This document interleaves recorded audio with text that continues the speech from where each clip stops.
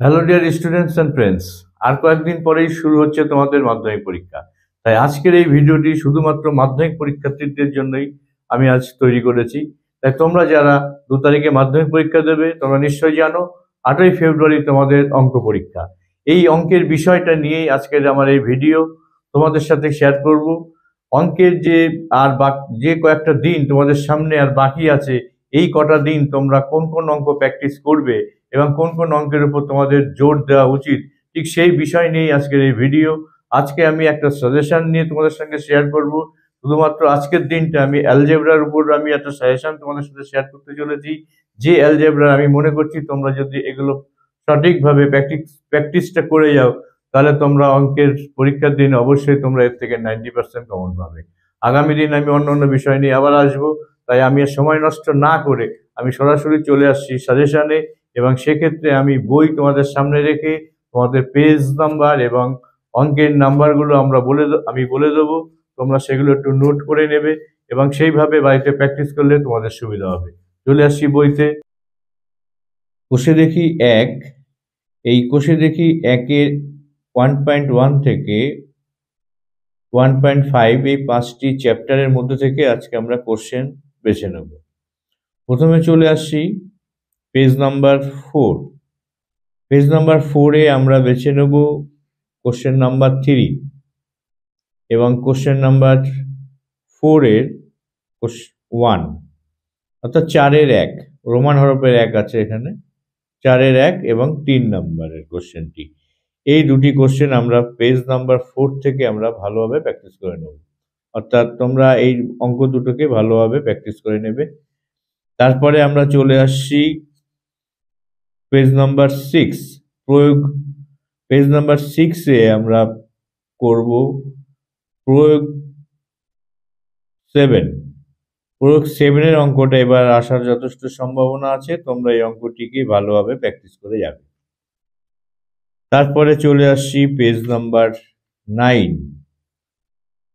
Page number 9-এর আমরা প্রয়োগ 12 এই অঙ্কটিকে আমরা বেছে নেব। এবার এই অঙ্কটিকেও আমরা ভালোভাবে প্র্যাকটিস করে যাবে তোমরা সবাই, কারণ এই অঙ্কটি যদি আসে তাহলে এটা কোশ্চেন নাম্বার 6-এ তোমাদের কোশ্চেনের 6-এর এটা 3 নম্বরের কোশ্চেন হবে।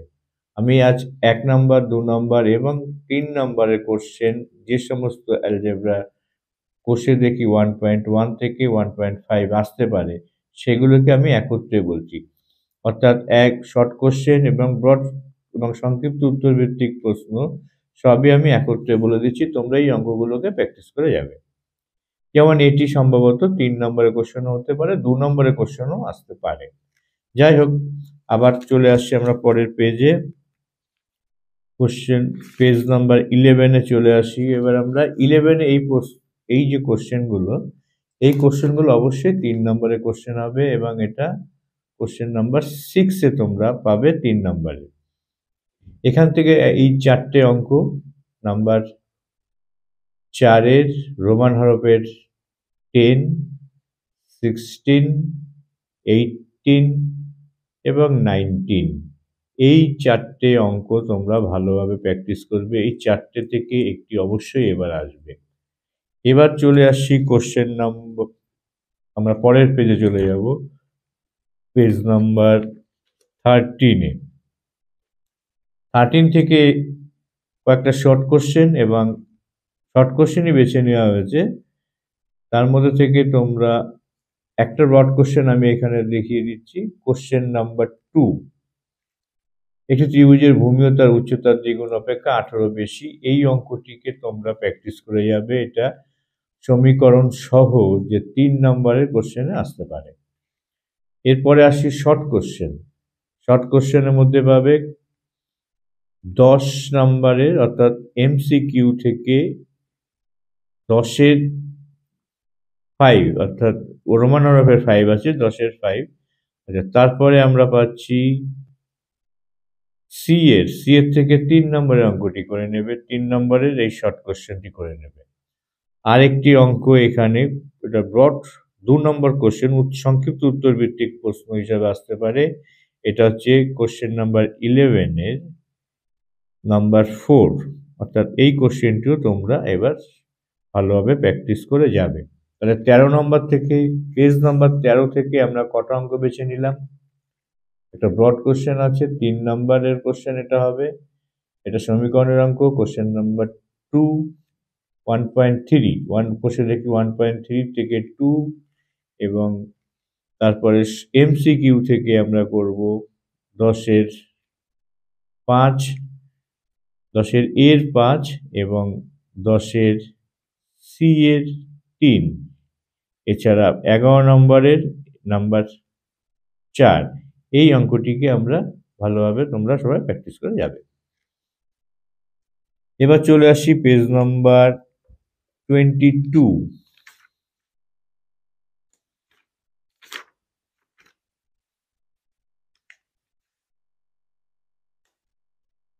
পেজ নাম্বার 22 থেকে একটা সমীকরণ অঙ্ক তোমরা প্র্যাকটিস করে যাবে। বসে দেখি 1.4 থেকে পেজ নাম্বার 22, পেজ নাম্বার 22 এর থেকে 3-এর 2 নম্বরের অঙ্কটি। 2 অঙ্কের একটি ধনাত্মক সংখ্যার এককের ঘরের অঙ্ক দিয়ে গুণ করলে এই অঙ্কটি 189। এই অঙ্কটি তোমরা ভালোভাবে প্র্যাকটিস করে যাবে। এবার এই অঙ্কটি আসার যথেষ্ট সম্ভাবনা আছে।